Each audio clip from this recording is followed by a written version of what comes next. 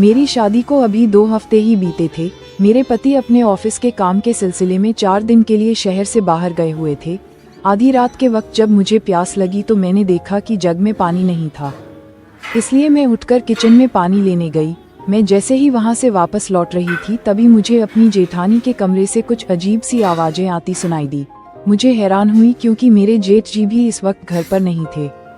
वह मेरी सास के एक रिश्तेदार की शादी अटेंड करने के लिए गए हुए थे, लेकिन ऐसा लग रहा था जैसे जेठानी जी के साथ कमरे में कोई और ही था। पहले मुझे ऐसा लगा कि हो सकता है मेरी सास उनके कमरे में आकर लेट गई हो, ये सोचकर कि आज रात जेठानी जी अपने कमरे में अकेली हैं। लेकिन जैसी आवाजें आ रही थी उससे मुझे किसी और ही बात का अंदेशा हो रहा था और उनके कमरे से किसी मर्द की आवाज आ रही थी। मुझसे रहा ना गया और उत्सुकतावश मैंने चुपचाप से उनके कमरे का दरवाजा धीरे से खोलने की कोशिश की तो देखा कि दरवाजा खुला था। अंदर से कुंडी नहीं लगी हुई थी। मैंने थोड़ा धीरे से दरवाजा खोला और उसके बाद मैंने सामने जो नज़ारा देखा उसे देखकर तो मेरे पैरों तल जमीन ही निकल गई। मेरे हाथ से पानी का जग गिरते गिरते बचा। मैंने जैसे तैसे खुद को संभाला और भागती हुई सीधा अपने कमरे में आ गई और अपने कमरे को अंदर से बंद करके मैंने कुंडी लगा ली। मेरी सांसें बहुत तेज तेज चलने लगी थी। मैं तुरंत ही आकर बेड पर बैठ गई। अब तो मुझे और भी तेज प्यास लगने लगी थी। मैंने तुरंत ही बिना गिलास में पानी डाले सारा का सारा पानी जल्दी जल्दी अपने मुंह के अंदर उड़ेल शुरू कर दिया। मैं इतनी ज्यादा हड़बड़ी में थी कि बहुत सारा पानी तो मैंने अपने ऊपर ही गिरा लिया। मुझे अभी तक अपनी आंखों पर यकीन नहीं हो रहा था कि मैंने आखिर आज ये क्या देख लिया। मेरी जेठानी आखिर ऐसा कैसे कर सकती थी। दरअसल मैंने देखा कि मेरी जेठानी आगे से मेरे ससुर जी और पीछे से उनके साथ साथ मेरा देवर, मेरी जेठानी एक साथ 2 मर्दों के साथ अपनी इच्छा को पूरी कर रही थी। जेठानी तो मेरी जो कर रही थी वह था ही। मेरा देवर और मेरे ससुर भी उनके साथ पूरी तरह से लगे हुए थे। आखिर इस घर में ये सब हो क्या रहा था। जेठानी जेठ जी को धोखा दे रही थी। ना सिर्फ जेठ जी की पत्नी उनके पीठ पीछे ये सब कर रही थी, बल्कि उनके सगे पिता और सगा छोटा भाई भाभी उनकी गैर मौजूदगी में उनकी पत्नी के साथ ये सब कर रहे थे।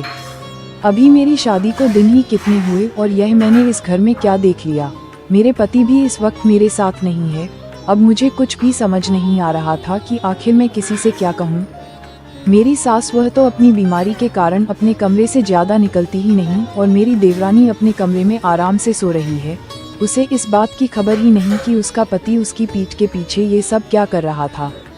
मेरी आंखों के सामने कुछ महीने पहले का पूरा मंजर दोबारा से तैरने लगा, जब ये लोग एक रिश्तेदार के जरिए मेरे घर वालों से मिले थे और वहाँ पर मेरे ससुर जी को मैं बहुत ज्यादा पसंद आई थी। और फिर उसके कुछ ही दिनों के बाद मेरे पापा को मेरे पति आशुतोष के बारे में पता चला, क्योंकि पापा पहले ही आशुतोष के परिवार वालों से मिल चुके थे और उन्हें सभी लोग अच्छे लगे थे। इसलिए उन्होंने सोचा कि क्यों ना वह मेरे रिश्ते की बात इस घर में चलाएं और फिर जल्द ही यह लोग शादी के लिए तैयार भी हो गए। मेरे पति 3 भाई थे। उनके बड़े भाई विजय, उसके बाद मेरे पति आशुतोष और सबसे छोटा बेटा अमन। इसके अलावा इस घर में मेरे जेठ जी विजय की पत्नी शालिनी थी और मेरे सास ससुर थे। इधर जब मेरी शादी आशुतोष के साथ तय हुई तो कुछ ही दिनों बाद मेरे देवर अमन की शादी भी तय हो गई थी। इसलिए मेरे ससुर ने हमारे सामने ये शर्त रखी कि मेरे पति आशुतोष और मेरे देवर की शादी एक दिन में ही की जाए, तो एक साथ दोनों बहुओं का स्वागत इस घर में हो जाएगा और बार बार शादी के इंतजामों की भी कोई झंझट नहीं होगी। मेरे पिता को उनकी शर्त से कोई भी दिक्कत नहीं थी, इसलिए मेरी और मेरी देवरानी की विदाई एक साथ ही हुई थी और इस घर में हम दोनों ने एक साथ ही कदम रखा था। अभी हम दोनों की शादी को कुछ दिन ही बीते थे। मैं यही सोचने लगी कि मेरा देवर इतना बड़ा धोखेबाज होगा, ये तो मैं सोच ही नहीं सकती थी। मेरी देवरानी बहुत ही सीधी थी और अब तक तो मैं अपनी जेठानी को भी बहुत ही सीधा मानती थी, क्योंकि इन 2 हफ्तों में मैंने ये देखा था कि मेरी जेठानी बहुत ही कम बोला करती थी और जैसा मेरे ससुर कहते थे वह चुपचाप सारा काम उनकी मर्जी के हिसाब से ही करती थी। लेकिन मुझे नहीं पता था कि उसके सीधे चेहरे के पीछे इतनी चालाक और मक्कार औरत होगी जो एक नंबर की धोखेबाज है। मेरी सास बीमार रहती हैं तो ये लोग उस बात का फायदा उठा रहे हैं, या फिर सास भी इस सब में शामिल है। मुझे अपने पति आशुतोष की याद सताने लगी। मैं सोचने लगी कि अगर वह यहाँ होते तो मैं अभी के अभी उनके भाई, पिता और भाभी तीनों के ही काले चेहरों का पर्दाफाश कर देती।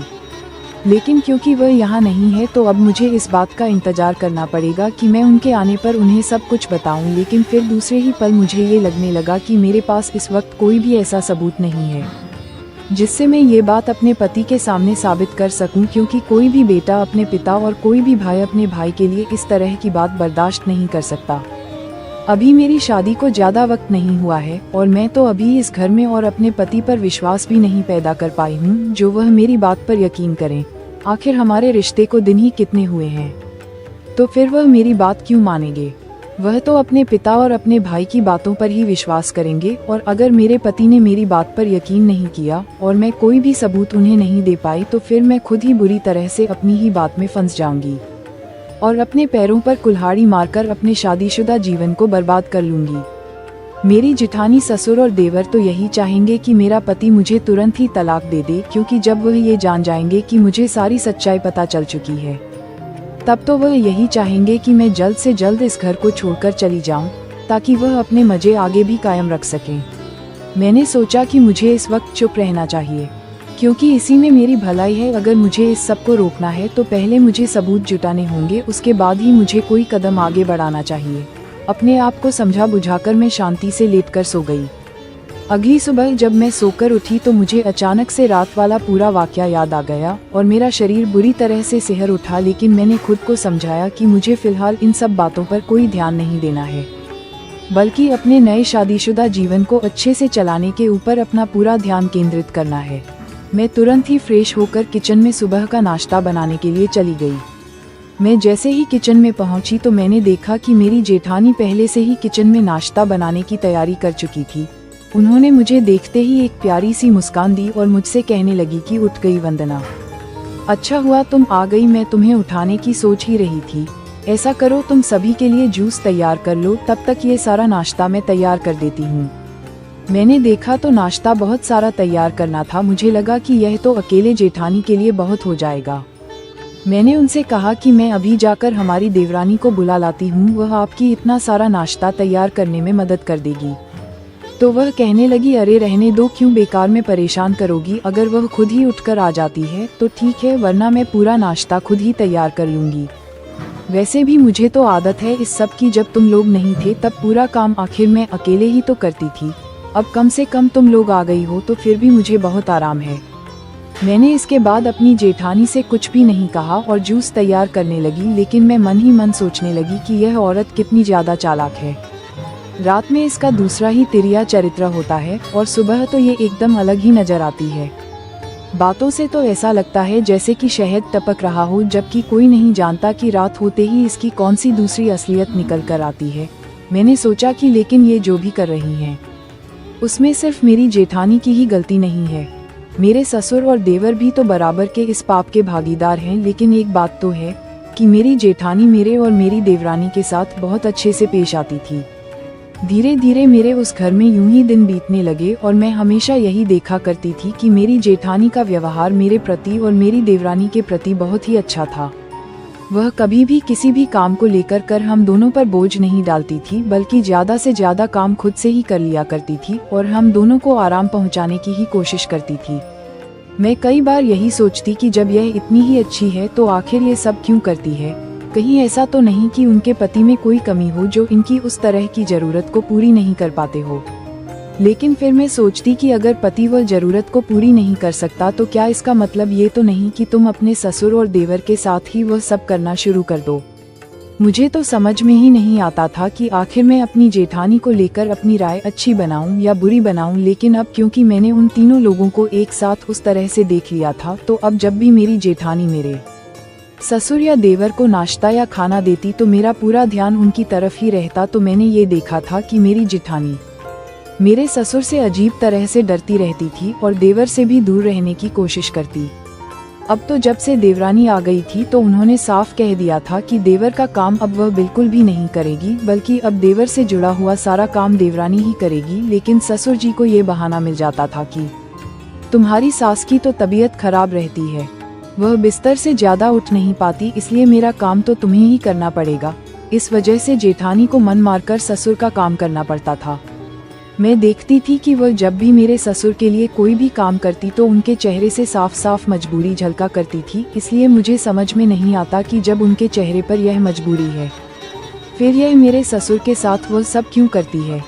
इधर मेरे पति लौट आए थे, लेकिन उन्हें कुछ भी बताने की मेरे अंदर हिम्मत नहीं होती थी, क्योंकि बार बार मेरे मन में यही बात आने लगती थी कि मेरे पास अभी अपनी बात को साबित करने का कोई भी सबूत नहीं है, और अगर आशुतोष ने मुझ पर विश्वास नहीं किया तो फिर मेरा क्या होगा। अगर उन्होंने मुझे छोड़ दिया तो मेरे घर वाले भी मुझे ही दोष देंगे कि मुझे दूसरों के मामले में टांग अड़ाने की जरूरत ही क्या थी।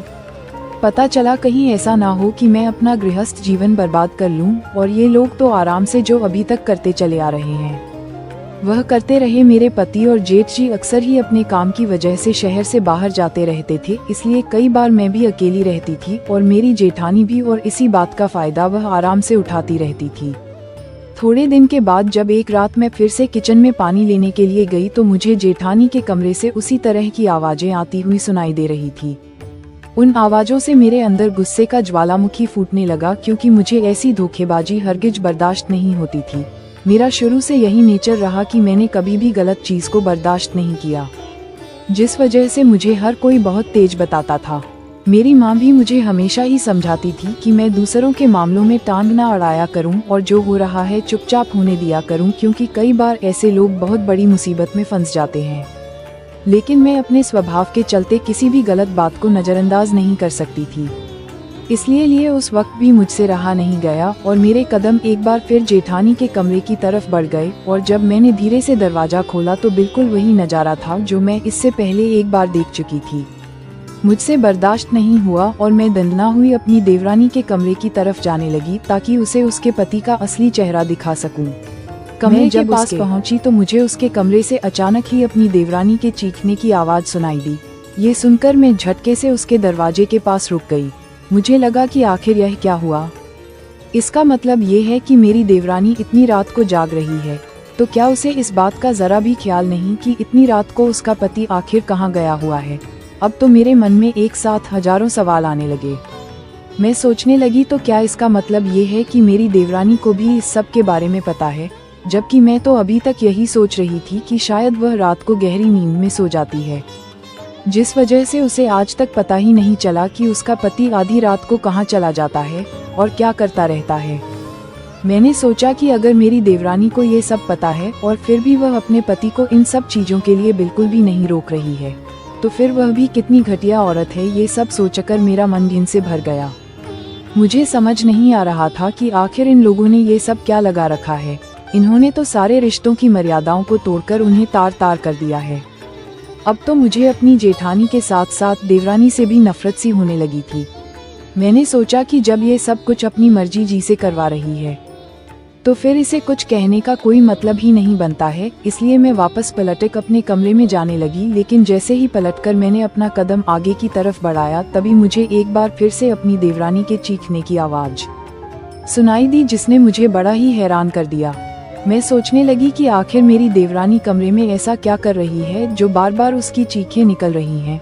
अब मुझसे रहा नहीं गया। मैंने सोचा कि मुझे एक बार तो उसके कमरे का दरवाजा खोलकर देखना ही चाहिए। पर जब मैंने दरवाजे को खोलने की कोशिश की तो वह अंदर से बंद था, लेकिन मैं बेचैन हो रही थी यह जानने के लिए कि आखिर अंदर ऐसा क्या हो रहा है। मुझसे रहा नहीं गया और मैं देवरानी के कमरे के अंदर झांकने के कई रास्ते खोजने लगी। तभी मुझे उसके कमरे की एक खिड़की हल्की सी खुली हुई नजर आई, और जब मैं खिड़की के पास पहुंची और मैंने अंदर का नजारा देखा तो मेरे पैरों तले से जमीन खिसक गई। मैंने जो कुछ भी सामने देखा वह मैं कभी सपने में भी नहीं सोच सकती थी। मेरे जेठ विजय मेरी देवरानी के साथ गंदा काम कर रहे थे, वह भी इतनी बुरी तरह से कि जिसे मैं शब्दों में बयान नहीं कर सकती। मेरी देवरानी इस वक्त दर्द में डूबी हुई थी, लेकिन मेरे जेठ को इस सब से कोई भी मतलब नहीं था। उन्हें तो बस अपनी इच्छा पूरी करने से मतलब था। मेरा सर बुरी तरह से दर्द से फटने लगा। मुझे अपनी आंखों पर यकीन नहीं हो रहा था कि आखिर मैं क्या देख रही हूँ। ये घर है या फिर क्या है? ये लोग आखिर ये सब क्या कर रहे हैं? यह क्या तमाशा इन लोगों ने फैला रखा है? मैं तुरंत ही दौड़ती हुई अपने कमरे में आई और मैंने अपने कमरे के दरवाजे पर कुंडी लगा ली। मेरी सांस तेज तेज चल रही थी। मैंने बिस्तर पर पड़े तकिए को कस के पकड़ लिया और अपने सीने से लगा लिया। मेरे अंदर एक भयंकर डर की लहर दौड़ गई। मुझे ऐसा लगने लगा कि जैसे अब मैं इस घर में बिल्कुल भी सुरक्षित नहीं हूँ। आखिर इस घर में ये हो क्या रहा है? कोई किसी के भी साथ कुछ भी कर रहा है। यहाँ पर किसी की भी इज्जत सुरक्षित नहीं है। मैं फूट फूट कर रोने लगी और सोचने लगी कि हे गवान, मेरे माँ बाप ने मुझे कैसे घर में ब्याह दिया है। ये लोग तो इंसानियत के नाम पर ही धब्बा हैं। ये किसी जानवर से कम नहीं है। जैसे एक जानवर ये सब करने से पहले कुछ भी नहीं सोचता, वह किसी के साथ कुछ भी कर लेता है, ठीक उसी तरह से ये लोग भी अपने रिश्तों की कोई लाज नहीं रखे हुए हैं। कोई भी किसी के साथ कुछ भी कर रहा है और किसी का भी जमीर जिंदा नहीं है। ऐसे घिनौने लोगों के परिवार की मैं बहू बन चुकी हूँ। अब मुझे लगने लगा कि इस घर में कोई भी भरोसे के लायक नहीं है। मेरे मन में आने लगा कि क्या आशुतोष को इस सब के बारे में पता है, या फिर जिस तरह से मैं अभी तक इस सब से अनजान थी उसी तरह से मेरे पति भी न जान हैं। मुझे तो कुछ भी समझ नहीं आ रहा था। मेरा जी तो चाह रहा था कि मैं अभी के अभी पुलिस को फोन करूं और उन्हें बुलवाकर इन सबको पकड़वा दूं। लेकिन सबसे बड़ी मुसीबत तो यही थी कि एक तो शादी के तीसरे दिन ही ये लोग अपने इस फार्म हाउस में हम लोगों को ले आए। यहाँ दूर दूर तक लोगों के घर नहीं बने हुए हैं जो हम किसी से कुछ भी कह सकें। और दूसरा, जब मैं नई ब्याह कराई तो यहाँ पर हमें ये बताया गया कि इस घर का नियम है कि इस घर की महिलाएं अपने पास मोबाइल फोन नहीं रखती हैं, बल्कि अगर हम लोगों को किसी से कोई बात करनी है तो हम घर में लगे लैंडलाइन का ही प्रयोग कर सकते हैं। पर लैंडलाइन तो ऐसा है कि उससे जब भी किसी को फोन करो तो ज्यादातर फोन मिलता ही नहीं है। यहाँ नेटवर्क की प्रॉब्लम ही बनी रहती है, तो फिर कोई किसी से क्या बात करेगा। मेरी खुद शादी के बाद अभी तक मेरे माँ बाप से सिर्फ एक बार ही बात हो पाई है। मैंने कई बार आशुतोष से इस बारे में कहा भी, पर वह कहने लगे कि पापा के आगे हम लोगों की नहीं चलती है, इसीलिए जो जैसा है उसे तुम्हें भी मानना ही पड़ेगा। उस वक्त तो मुझे अपने ससुर के बनाए इस नियम के बारे में कुछ अजीब नहीं लगा था, लेकिन अब मुझे धीरे धीरे समझ आ रहा था कि आखिर उन्होंने इस तरह का नियम क्यों बना रखा है। और हो ना हो, लेकिन शहर वाले घर से इतनी दूर यहाँ गांव के फार्म हाउस में रहने का भी शायद इन लोगों का यही मकसद है, ताकि ये यहाँ पर अपना ये घिनौना खेल आराम से खेल सक और कोई भी उनकी असलियत के बारे में ना तो जान पाए और ना ही हम लोगों में से कोई किसी से मदद की गुहार लगा पाए। मेरी जिठानी का तो मुझे नहीं पता, लेकिन मेरी देवरानी यह सब कुछ मजबूरी में ही कर रही थी। उसकी मजबूरी, उसका दर्द मैंने खुद अपनी आंखों से देखा था। वह बुरी तरह से तड़प रही थी और मैं अब कुछ भी करके खुद को और अपनी देवरानी को इस जाल से बचाना चाहती थी। इन दिनों सर्दियां थी, लेकिन घबराहट के मारे मेरे माथे पर पसीना आ गया था। मुझे अभी भी कोई रास्ता नहीं सूझ रहा था जिससे मैं खुद को और अपनी देवरानी को बचा सकूं। फिर मैंने सोचा कि यह सब तो अपनी अपनी गंदी हरकतों में बिजी हैं। मेरे पास यही मौका है जब मैं अपने घर पर फोन करके सब कुछ बता दूं। मैं तुरंत ही चुपके से अपने कमरे से बाहर निकली और लैंडलाइन के पास पहुंची, लेकिन करीब 15 मिनट तक लगातार फोन ट्राई करने के बाद भी मैं निराश थी, क्योंकि फोन लग ही नहीं रहा था। मैंने गुस्से में आकर फोन को पटक कर रख दिया और तुरंत ही अपने कमरे में आकर कमरे को अंदर से अच्छे से बंद कर लिया, क्योंकि अब इस घर में कोई भी भरोसे के लायक नहीं था। अब मुझे सिर्फ अपने पति आशुतोष का इंतजार था। मेरी आखिरी उम्मीद अब वही थे। पूरी रात मैंने बेचैनी में ही काटी। सुबह के करीब कहीं मेरी हल्की फुल्की आंख लगी, लेकिन फिर थोड़ी ही देर के बाद मैं उठकर बैठ गई। सुबह जब मैं किचन में गई तो सब कुछ बड़ा ही नॉर्मल लग रहा था। ऐसा लग ही नहीं रहा था कि इस घर में इतना भयंकर खेल खेला जा रहा है। हर कोई अपने अपने काम में बिजी था। बस मेरी देवरानी ही मुझे नहीं दिख रही थी। मैंने उसके लिए नाश्ता एक प्लेट में लगाया और उसके कमरे में लेकर चली गई। जब मैं उसके कमरे में पहुंची तो वह डरी सहमी सी अपने बिस्तर पर बैठी हुई थी। उसके शरीर पर काफी सारे चोट के निशान दिख रहे थे। मैंने उससे जैसे ही पूछा कि यह क्या हुआ, तो वह बुरी तरह से घबरा गई और कहने लगी कि वह दरअसल कल मेरा बाथरूम में पैर फिसल गया और मैं 2-3 जगह टकरा कर गिरी। इस वजह से मेरे शरीर में इस तरह की चोटें आ गई। मैंने मन ही मन सोचा कि इसको ये लग रहा है कि जैसे मुझे कुछ भी नहीं पता, लेकिन यह नहीं जानती कि मैं वह सब कुछ अपनी आंखों से पहले ही देख चुकी हूँ। मुझसे रहा नहीं गया। मैंने तुरंत ही अपनी देवरानी से कहा कि तुम्हें मुझसे झूठ बोलने की कोई जरूरत नहीं है। मेरी यह बात सुनकर वह बड़ी बड़ी आंखें करके मेरी तरफ देखने लगी। मैंने कहा कि मुझे अच्छी तरह से पता है कि कल रात तुम्हारे साथ क्या हुआ था। कल जेठ जी तुम्हारे कमरे में आए थे ना। मेरे इतना कहते ही वह जैसे अंदर से रवासी ही बैठी थी और इसीलिए वह तुरंत ही फट पड़ी। उसकी आंखों से आंसुओं की धाराएं बहने लगी।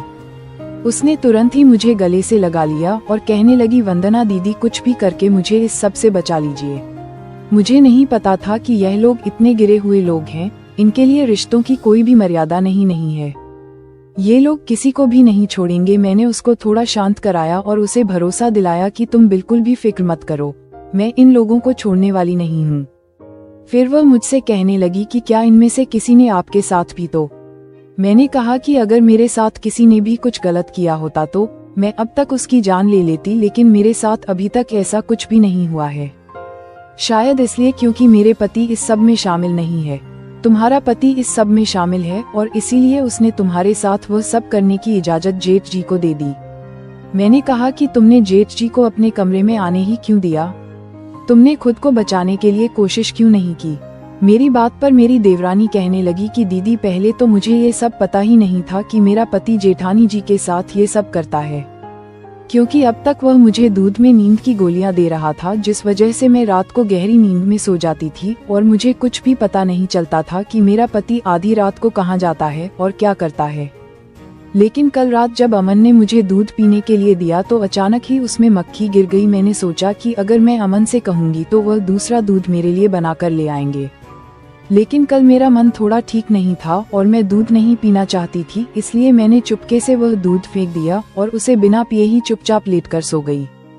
आधी रात के समय मुझे हल्की सी आवाजें सुनाई दी। जब मैंने पलट कर देखा तो देखती हूँ कि अमन कमरे से कहीं बाहर जा रहे थे। मैं पहले तो कुछ देर लेटकर उनका इंतजार करने लगी। मुझे लगा कि हो सकता है वह किचन में पानी पीने के लिए गए हो, लेकिन काफी देर के बाद जब वह लौटकर नहीं आए तो मैंने सोचा कि मैं खुद ही जाकर देखती हूँ। जब मैं किचन में गई तो वह वहाँ पर थे ही नहीं। ये देखकर मैं बड़ी ही हैरान रह गई। फिर मुझे लगा कि हो सकता है अमन ड्राइंग रूम में गए हो। जब मैं ड्राइंग रूम में गई तो मैंने देखा कि वहाँ पर तो जेठ जी लेटकर सो रहे थे। ये देखकर मैं बहुत हैरान हुई कि आखिर जेठ जी अपने कमरे को छोड़कर ड्राइंग रूम में लेटकर क्यों सो रहे हैं। मुझे कुछ भी समझ नहीं आ रहा था कि आखिर ये सब माजरा क्या है। मैंने सोचा कि क्या जेठ जी की जेठानी जी से लड़ाई हो गई है, इस वजह से वह नाराज होकर यहाँ पर लेटे हैं। मैं यही सब सोचते हुए अपने कमरे की तरफ बढ़ने लगी कि तभी मुझे जेठानी जी के कमरे से कुछ अजीब सी आवाज आई, जिन्हें सुनकर मैं उनके कमरे की तरफ गई। और जब मैंने उनके कमरे का दरवाजा खोला तो सामने जो भी देखा उसे देखकर मेरी तो हैरान हो गई। मेरे एक साथ कई सारे थप्पड़ गाल पर हो जड़ दिए। मैंने जब कहा कि तुम ऐसा मेरे साथ कैसे कर सकते हो, तुम मेरे पीठ के पीछे ही मुझे धोखा दे रहे थे, तो वह बड़ी ही बेशर्मी से हंसने लगा और कहने लगा कि मेरा जो दिल करेगा मैं वही करूँगा, और अब अच्छा ही हुआ जो तुम्हें सब कुछ पता चल गया, क्योंकि मैं अपने भाई को अब और इंतजार नहीं करवाना चाहता था। वह तो मुझे पापा ने ही कहा कि अभी तुम्हें इस घर में आए हुए कुछ ही दिन हुए हैं, तो कम से कम तुम्हें 1 महीने का आराम तो दे ही देना चाहिए, उसके बाद ही तुमसे जमकर सेवा ली जाएगी। लेकिन चलो, तुम्हें अगर ये सब पहले ही पता चल गया तो अब तुम्हारी भी सेवा करने का समय शुरू हो गया है, इसलिए अब तुम अच्छे से मेरे भाई और पापा को खुश करना। अमन के मुंह से यह बात सुनकर तो जैसे मेरे ऊपर बिजली ही गिर गई थी। मैंने अमन से कहा कि तुम्हें शर्म नहीं आती? मैं तुम्हारी पत्नी हूँ और तुमने मेरी इज्जत की रक्षा करने का वचन दिया है, तुम मेरे साथ ऐसा नहीं कर सकते। तो वह मुझसे कहने लगा कि यह सब फालतू की बातें मुझसे मत कर, बल्कि अपना पत्नी धर्म मेरे प्रति निभा। मैं तेरे पति हूँ और मैं जैसा कहता हूँ चुपचाप वैसा करती जा, नहीं तो तेरे साथ बहुत ही ज्यादा बुरा होगा। और फिर अमन ने तुरंत ही मेरे दोनों हाथों को एक कपड़े से बांध दिया और 5 मिनट के बाद ही जेठ जी अपने चेहरे पर एक घिनौनी मुस्कान लिए कमरे में आ गए। और फिर उन्होंने मेरे साथ जो कुछ भी किया वह तो आप पहले ही देख चुकी थी। मैंने उनके आगे बहुत हाथ पैर जोड़े, उन्हें रिश्तों का वास्ता दिया। मैंने उनसे कहा कि आप मेरे बड़े भाई के समान हैं, लेकिन उन्हें किसी भी चीज से कोई भी फर्क नहीं पड़ा। मैं उनसे अपनी इज्जत की भी भीख मांगती रही, लेकिन उन्हें मुझ पर दया नहीं आई और ना ही उन्हें मेरे दर्द और तकलीफ से कोई फर्क पड़ रहा था, बल्कि उन्हें तो मेरे साथ वह सब करते हुए और ज्यादा मजा आ रहा था। इसलिए उन्होंने मेरी एक भी ना सुनी और उन्हें जो कर गुजरना था वह उन्होंने किया। अपनी देवरानी की बात सुनकर मेरा गुस्से से खून खोलने लगा। मैंने कहा कि मैं इन लोगों को छोड़ूंगी नहीं। मुझे तो जेठानी जी पर भी इतना गुस्सा आ रहा था कि वह भी एक औरत होकर इस सब में मिली हुई है। मेरी देवरानी तुरंत ही मेरे एक बार फिर से गले लगकर मुझसे कहने लगी कि अब आप कुछ भी करिए, लेकिन खुद को और मुझे इस दलदल से बचा लीजिए। मैंने कहा तुम फिक्र मत करो, आज आशुतोष वापस आने वाले हैं, उनके आते ही मैं इन सबको सबक सिखाऊंगी और सबको जेल ले जाऊंगी। शाम को जैसे ही आशुतोष वापस लौटे मैंने तुरंत ही उन्हें सब कुछ बता दिया। मेरी बात सुनते ही आशुतोष की आंखें गुस्से से लाल हो गई। पहले तो वह मेरी बात पर यकीन ही नहीं कर रहे थे, इसलिए मैं तुरंत ही उन्हें अपनी देवरानी के पास लेकर गई। मैंने कहा कि अगर तुम्हें मेरी बातों पर यकीन नहीं है तो फिर तुम इसे ही पूछ लो, इसके ऊपर तो ये सब बीती है, तो भला ये क्यों झूठ बोलेगी। और इसके शरीर पर जो निशान पड़े हैं वह इसके साथ जो भी जातियां हुई हैं उसकी चीख चीख कर गवाही दे रहे हैं। मेरी देवरानी ने भी रो रो कर आशुतोष को सब कुछ बता दिया, जिसे सुनकर आशुतोष के गुस्से फूट पड़ा। उसने तुरंत ही मेरी देवरानी से कहा कि तुम अभी के अभी मेरे साथ चलो, आज मैं इन लोगों में से किसी को भी नहीं छोड़ूंगा। और आशुतोष ने मेरा भी हाथ पकड़ा और हम तीनों तुरंत ही डाइनिंग एरिया के पास पहुंच गए। आशुतोष ने चिल्ला चिल्लाकर मेरे ससुर, जेठ और देवर को बाहर बुलाया। आशुतोष की इतनी तेज और भयंकर आवाज सुनकर तीनों ही बुरी तरह से घबराए दौड़ते हुए आए और मेरे ससुर कहने लगे कि आशुतोष क्या हो गया, तुम पागलों की तरह क्यों चिल्ला रहे हो। आशुतोष ने कहा कि यह सब क्या हो रहा है इस घर में, आप लोग इतनी बड़ी गलती कैसे कर सकते हो। आशुतोष की बात सुनकर वह तीनों ही लोग असमंजस की स्थिति से हम लोगों को देखने लगे। आशुतोष ने कहा, वंदना ने तुम सबको इस तरह की हरकत करते हुए देख लिया और उसने मुझे सब कुछ बता दिया है। ये सुनकर मेरे ससुर, देवर और जेठ हैरानी भरी नजरों से मेरी तरफ देखने लगे। मैंने तुरंत ही कहा कि हाँ, आप लोगों की गिरी हुई हरकत मैं अपनी आंखों से देख चुकी हूँ और अब मैं और आशुतोष आप तीनों को छोड़ने वाले नहीं हैं। अब आप तीनों को अपने बुरे कर्मों की सजा भुगतनी ही पड़ेगी और आपको जेल जाना ही होगा। मेरा देवर तुरंत ही आशुतोष के आगे हाथ जोड़ते हुए कहने लगा कि भैया मुझे माफ कर दो, मुझे तो कोई इस सब के बारे में पता ही नहीं था। आशुतोष ने तुरंत ही आगे बढ़कर अमन के चेहरे पर एक जोरदार तमाचा मारा और कहा कि तुम लोगों से इतनी बड़ी गलती आखिर कैसे हो गई। इस औरत ने सब कुछ देख लिया और तुम लोगों को पता ही नहीं चला। अगर इतने समय के बीच में ये पुलिस को फोन कर देती तो जानते हो कि हम सबका अंजाम क्या होता। आशुतोष के मुंह से ये सब शब्द सुनकर मेरी देवरानी और मेरे दोनों के ही सर पर जैसे आसमान सा गिर पड़ा। मैंने तुरंत ही चिल्लाकर आशुतोष से कहा कि यह तुम क्या कह रहे हो। आशुतोष ने लटकर मेरे गाल पर एक झन्नाकेदार थप्पड़ मारा और कहने लगा कि औरतों को सर पर नहीं चढ़ाना चाहिए, वह पैर की जूती होती हैं, इसीलिए वह पैरों को ही शोभा देती हैं, इसलिए अपनी आवाज मेरे सामने नीचे रखकर पर बात कर। मेरी देवरानी ने तुरंत ही कहा, भैया यह आप क्या कह रहे हैं। आशुतोष उस पर भी चिल्लाया कि तुम भी अपना मुंह बंद रखो, वरना एक थप्पड़ अभी तुम्हारे भी गाल पर लगेगा। उन्होंने तुरंत ही पलटकर अमन से कहा कि तुम्हारी यह बीवी तुम्हारे कब्जे से बाहर हो चुकी है। इसने भी वंदना को सब कुछ बता दिया। आखिर इसकी इतनी हिम्मत कैसे हुई कि इन दोनों के बीच में इतनी सारी बातें हो गई और तुम लोगों को कुछ भी पता नहीं चला। आशुतोष ने तुरंत ही एक बार फिर से मुझ पर हाथ उठाने के लिए अपना हाथ उठाया कि तभी मेरी जेठानी ने आकर मुझे पकड़कर पीछे कर दिया और वह उनके आगे हाथ जोड़कर कहने लगी कि आप लोग इन दोनों को माफ कर दो, ये दोनों नादान हैं, इन दोनों को इस घर के नियम कायदे कानून नहीं पता है, बस इसीलिए इनसे ये गलती हो गई, लेकिन अब इंदा यह ऐसी कोई भी गलती नहीं करेगी। मैं इन दोनों को बहुत अच्छे से समझा दूंगी। अगर मुझे पहले ही पता होता कि यह सब कुछ जान चुकी हैं तो मैं कब का इन्हें सब कुछ समझा चुकी होती, लेकिन मुझे पता नहीं था, इसीलिए मैं तुम लोगों के आगे हाथ जोड़ती हूँ, प्लीज इन सबको माफ कर दो। मैं फटी फटी आंखों से ये सब कुछ देख रही थी। मुझे तो कुछ भी समझ ही नहीं आ रहा था कि आखिर यह हो क्या रहा है। आखिर यहाँ कौन गलत है कौन सही। मैं अपने पति को अब तक सही समझ रही थी, लेकिन मेरा पति खुद भी इन सब चीजों में शामिल था और मेरी जेठानी जिसे मैं गलत समझ रही थी वह आज खुद हम दोनों की ढाल बनकर हमारे सामने खड़ी थी। मेरी जेठानी ने तुरंत ही मेरा और मेरी देवरानी का हाथ पकड़ा और हमें अपने कमरे में ले गई और कमरे का दरवाजा अंदर से बंद कर लिया। मेरी देवरानी तो लगातार रोए ही चली जा रही थी और मैं तो जैसे सदमे में थी। मेरी जेठानी ने हम दोनों को समझाया कि इस घर में ये गंदा खेल शुरू से ही चला आ रहा है।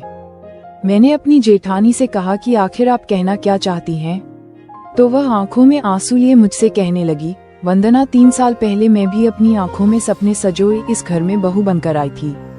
मैंने अपनी शादी को लेकर बहुत सुंदर सुंदर सपने देखे थे, लेकिन वह कुछ महीनों बाद ही टूटकर चकनाचूर हो गए। शुरुआत में मैंने भी इन सब चीजों का बहुत विरोध किया, लेकिन फिर जब मुझ पर हद से ज्यादा अत्याचार हुए तो उनको झेल पाना मेरे लिए बहुत ही मुश्किल था।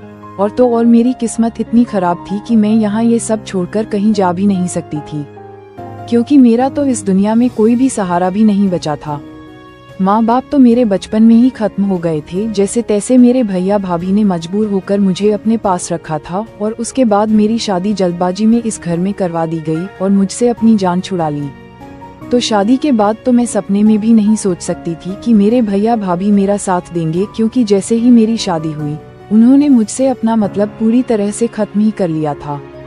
इसलिए मेरे सामने और कोई भी रास्ता नहीं बचा था सिवाय इसके कि मैं इन लोगों की यह सारी मनमानियां झेलती रहूं। मैंने अपनी जेठानी से कहा कि और क्या हमारी सास भी इस सब में मिली हुई है? तो वह कहने लगी, सास तो शुरू से ही बीमार ही रहती थी। जब मेरे साथ ये सब होना शुरू हुआ तो मैंने उनसे कहा, उन्होंने मेरा साथ दिया, लेकिन ससुर ने मेरी सास को भी नहीं छोड़ा। उन्हें इस तरह की दवाइयाँ देनी शुरू कर दी कि उनका शरीर धीरे धीरे से दिन ब दिन लाचार ही होता चला गया। और फिर जब भी वह मेरा साथ देती तो ये लोग मुझ पर और भी ज्यादा जुल्म करते, जिसे देखकर वह सदमे में चली गई और उन्होंने इस सब का विरोध करना बंद कर दिया और ज्यादातर खामोश ही रहने लगी। मैंने भी इसे अपनी किस्मत समझकर स्वीकार कर लिया और जो जैसा चल रहा था वैसा ही चलने दिया। तुमने भी देखा होगा कि हमारी सास ज्यादातर अपने कमरे में ही रहती है और किसी से भी बात नहीं करती, क्योंकि उन्हें भी इस सबसे गहरा सदमा पहुंचा है, जिसकी वजह से आज उनकी ऐसी हालत हो गई है। लेकिन इन सबको कोई फर्क नहीं पड़ता। जैसा इनका बाप है वैसे ही यह सब भी बन चुके हैं। इनके अंदर से भावनाएं, इंसानियत सब कुछ खत्म हो चुका है। इसलिए मैं तुमसे भी यही कहूंगी कि हमारे सामने उनकी बात मानने के अलावा और कोई भी चारा नहीं है, क्योंकि यहाँ से इन लोगों से बचकर निकल पाना नामुमकिन के बराबर ही है। क्योंकि ना तो हम किसी को फोन कर सकते हैं और ना आसपास कोई ऐसा है जो हमारी मदद कर सके। मैंने कहा कि लेकिन मैं ये सब बर्दाश्त नहीं करने वाली, चाहे फिर कुछ भी हो जाए। अभी हम ये सब बातें कर ही रहे थे कि तभी हमारे दरवाजे पर जोरदार दस्तक होने लगी। ये दस्तक मेरे पति ने ही की थी। वह जोर जोर से जेठानी जी का नाम लेकर चिल्लाने लगा। मेरी जेठानी ने तुरंत ही दरवाजा खोल दिया। आशुतोष ने कहा कि खाना बनाने का समय हो रहा है, इसीलिए ये पंचायत छोड़ो और चुपचाप जाकर खाना बनाओ।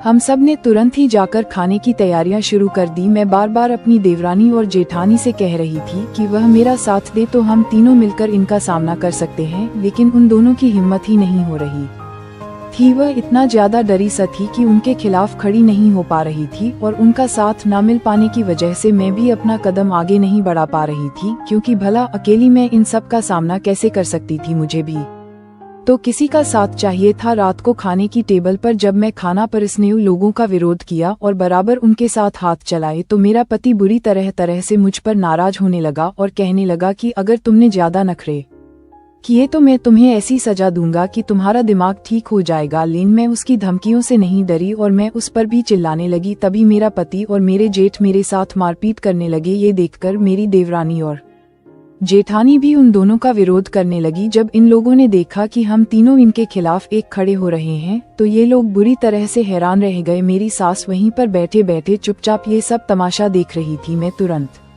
ही भागकर उनके पास गई और उनके आगे हाथ जोड़कर रोने लगी कि आप आखिर कब तक ये सब बर्दाश्त करती रहेंगी? एक औरत होकर दूसरी औरत पर यह जुल्म देखती रहेंगी? क्या आपके अंदर का भी ज़मीर इन लोगों की तरह मर चुका है? क्या आप जिंदा लाश बन चुकी हैं? लेकिन मेरी सास के ऊपर तो जैसे कोई असर ही नहीं पड़ा। वह तो किसी बुत की तरह चुपचाप कुर्सी पर बैठी रही और अपना खाना खाती रही। मुझे अब उनसे भी कोई उम्मीद नहीं थी, क्योंकि मैं समझ चुकी थी कि यह भी एक तरह से इन सब के साथ ही शामिल हैं और इसीलिए इन्हें इतना सब दिखने के बाद भी कोई फर्क नहीं पड़ रहा है। मैंने फैसला कर लिया कि अब मैं अकेले ही इन सब का डटकर मुकाबला करूंगी। और जब मैं उनसे भिड़ने लगी तो वह सब मेरी हिम्मत देखकर हैरान रह गए। मेरे पति ने कहा कि आज मैं तुम तीनों को ही सबक सिखा कर रहूंगा। मेरे जेठ बोले कि अगर इन्हें आज हमने सबक नहीं सिखाया तो फिर यह आगे भी इस तरह की हरकत करेंगी और हमारे सर पर चढ़ने लगेंगी। उन्होंने हम तीनों औरतों को पकड़कर छत पर ले जाकर छोड़ दिया। हम उनसे ऐसा ना करने की गुहार लगाते रहे, लेकिन उन्हें कोई भी फर्क नहीं पड़ा। ये भर सर्दियों की रात थी और उन लोगों ने हमारे स्वेटर ले लिए थे। ठंड के मारे 1 घंटे के बाद ही हम तीनों लोगों की हालत खराब होने लगी। हम बुरी तरह से सर्दी में ठिठुर रहे थे और बार बार दरवाजा बजाकर उनसे मदद की गुहार लगा रहे थे,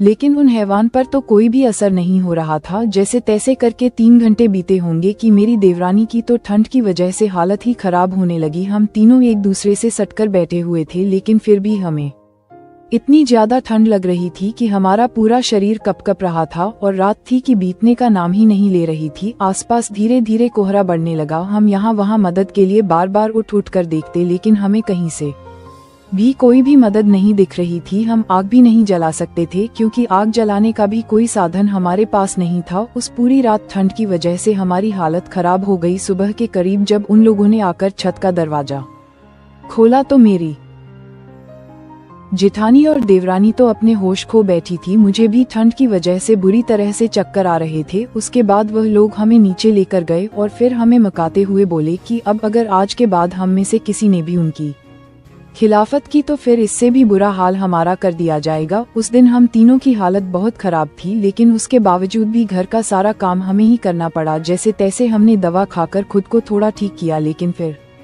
भी ठंड की वजह से जो बुरा असर हमारे शरीर पर हुआ था और जो तकलीफ हुई थी वह ठीक होने का नाम ही नहीं ले रही थी। उसके बाद जैसे ही रात होने का समय हुआ, मेरे पति ने हम तीनों के सामने ये फरमान सुना दिया कि आज की रात वह चारों लोग एक साथ मेरे साथ वह सब करेंगे जो अब तक मेरी जेठानी और देवरानी के साथ होता आया। ये सुनकर मैं गुस्से से उसके ऊपर चिल्लाई। मैंने कहा, तुम सब कितने घटिया हो, जिसका नतीजा ये हुआ कि एक बार फिर से मुझे अपने पति की मारपीट का सामना करना पड़ा। मेरी जेठानी ने तुरंत ही रोकर आशुतोष के आगे हाथ जोड़ी और कहने लगी कि वह मेरे साथ ऐसा ना करें, क्योंकि इस वक्त मेरी हालत बहुत ज्यादा खराब है। कम से कम कुछ दिन का वक्त तो वह लोग मुझे दे दे। लेकिन मेरे पति पर तो जैसे जानवर सवार था। वह किसी भी तरह से मुझे सबक सिखाना चाहता था, इसीलिए उसने मेरी एक भी ना सुनी और बस खाना खाने के बाद वह चारों के चारों मुझ पर डाइनिंग एरिया से ही टूट पड़े और मुझे घेर कर कमरे के अंदर ले जाने लगे। मैं अकेली उनका सामना आखिर कैसे करती। मेरी जेठानी और देवरानी मुझे बचाने की पूरी कोशिश कर रही थी, लेकिन वह भी उन सबके आगे टिक ना सकी। वह बुरी तरह से रो रही थी, चिल्ला रही थी, पर वहाँ कोई नहीं था जो हमारी पुकार सुनता। थोड़ी देर के बाद मैं उन चारों दरिंदों के बीच में गिरी हुई बैठी थी। मैं हाथ जोड़कर उनसे खुद को छोड़ देने की गुहार लगा रही थी, लेकिन उनके चेहरे पर जो राक्षसी हंसी थी वह मुझे पहले से ही बता रही थी कि उन्हें मुझ पर जरा सा भी रहम नहीं आने वाला। इसके बाद मेरे ससुर ने मेरी साड़ी पकड़ी और उसे उतारना शुरू कर दिया। मैं अभी भी अपने पति को उसका पति धर्म याद दिला रही थी, लेकिन उसे तो जैसे कोई फर्क नहीं पड़ता था। अब मेरे पास भगवान को याद करने के अलावा और कोई चारा नहीं बचा था। मैंने अपनी आंखों को बंद किया और अपने भगवान को याद करने लगी और गुहार लगाने लगी कि आज कुछ भी करके वह मुझे इन दरिंदों से बचा ले। इसके बाद जैसे ही उन्होंने मुझे बिस्तर पर लिटाया और मेरे साथ वह सब करना शुरू किया, तभी दरवाजे पर एक जोरदार आवाज हुई और उस कमरे का दरवाजा टूट गया। हम सभी बुरी तरह से चौंक गए कि आखिर यह क्या हुआ। जब मैंने सामने देखा तो सामने पुलिस खड़ी हुई थी। पुलिस को देखते ही जैसे मेरे शरीर में जान सी लौट आई। मैंने तुरंत ही अपने कपड़े ठीक किए और पुलिस ने अंदर आते ही उन चारों को गिरफ्तार कर लिया। मैं जब बाहर निकलकर आई तो मेरी देवरानी और जेठानी अभी भी बदहवासी खड़ी हुई थी और हम में से किसी को भी यह समझ नहीं आ रहा था कि आखिर पुलिस यहाँ पर कैसे आ गई। वह चारों दरिंदे भी एक दूसरे का मुंह ताक रहे थे और सवालिया नजरों से देख रहे थे कि आखिर पुलिस को ये सब कैसे पता चला। मैंने तुरंत ही पुलिस को सब कुछ बता दिया कि यह लोग किस तरह का घिनौना खेल इस घर में रच रहे हैं। मैंने पुलिस वालों से पूछा कि आपको इस सब की खबर आखिर कैसे लगी, तो वह कहने लगे कि इसके लिए आपको अपनी सास का धन्यवाद कहना चाहिए, क्योंकि उन्होंने ही सही वक्त पर हमें फोन करके सब कुछ बता दिया। अगर हमें थोड़ी भी देर हो जाती तो ना जाने पके साथ आज क्या हो जाता। मैं, मेरी जेठानी और देवरानी, यहाँ तक कि वह चारों भी, हम सभी लोग बुरी तरह से अपनी सास का नाम सुनकर चौंक गए। मुझे तो यकीन ही नहीं हो रहा था कि मेरी सास ने पुलिस को बुलाकर मेरी जिंदगी को बचाया था। मैं तुरंत ही दौड़कर उनके पास गई और उनके पैर पकड़कर बैठ गई। मेरी सास ने मेरे सर पर हाथ फेरा। उन्होंने कहा कि बेटी, मैं जिंदा लाश नहीं हूँ, लेकिन ये सब देख देख कर मैंने खुद को जिंदा लाश बना लिया था। लेकिन आज तेरा दर्द देखकर मैं खुद को रोक ना सकी और फिर भगवान से प्रार्थना करने लगी कि आखिर वह मुझे कोई तो रास्ता दिखाएं। और आज मेरी प्रार्थना ऊपर वाले ने स्वीकार भी कर ली। आज जब मेरा पति कमरे से बाहर तेरे साथ वह सब करने के लिए गया तो गलती से उसका मोबाइल फोन मेरे पास ही छूट गया, और जब मैंने देखा तो मैंने तुरंत ही पुलिस को फोन करके सब कुछ बता दिया। इतने सालों से मैं अपनी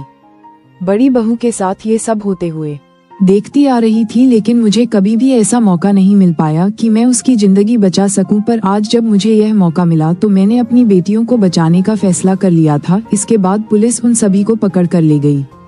उसके बाद हमारी गवाही के आधार पर उन चारों को सजा हो गई। आज मेरी देवरानी और जेठानी का हमारे पतियों से तलाक हो चुका है। मेरी दूसरी शादी करवाने के लिए मेरे माता पिता मेरे लिए लड़का ढूंढ रहे हैं और मेरी देवरानी की तो दूसरी शादी हो चुकी है। मेरी जेठानी का इस दुनिया में कोई भी नहीं है और वह हमारी सास को अकेला भी नहीं छोड़ना चाहती थी। उन दोनों का कोई सहारा नहीं बचा था, इसलिए अब वह दोनों एक दूसरे का सहारा है और दोनों ही एक साथ रह रही हैं। मैं और मेरी देवरानी अक्सर उनसे मिलने चले जाया करते हैं। मैंने अपने पिता से कहा है कि इस बार आप जब मेरे लिए रिश्ता देखें तो बहुत अच्छे से जांच पड़ताल कर लें, क्योंकि पहली बार अगर आप अच्छे से सारी चीजें पता कर लेते तो मेरे साथ जो कुछ भी हुआ वह कभी भी ना होता। इस दुनिया में कैसे कैसे लोग और परिवार हैं, हम इसकी कल्पना भी नहीं कर सकते, इसलिए सावधानी बरतनी जरूरी है। दोस्तों, शादी का फैसला बहुत ही सोच समझ कर लेना चाहिए, क्योंकि यह जिंदगी भर का फैसला होता है। अक्सर शुरुआत में सब कुछ बहुत अच्छा लग रहा होता है, लेकिन कौन कैसा है ये कुछ दिन बीतने के बाद ही पता चलता है। इसलिए किसी से भी रिश्ता जोड़ने से पहले उनकी जांच परख करने में कोई भी जल्दबाजी ना करें। तो दोस्तों, ये कहानी कैसी लगी कमेंट करके जरूर बताएं और प्लीज इस कहानी को ज्यादा से ज्यादा शेयर और लाइक करें। अगर आप इस चैनल पर नए हैं तो सब्सक्राइब करके बेल आइकन जरूर दबा दें, ताकि आगे भी मैं आपको ऐसी ही अच्छी कहानियां सुनाती रहूं। Thank you.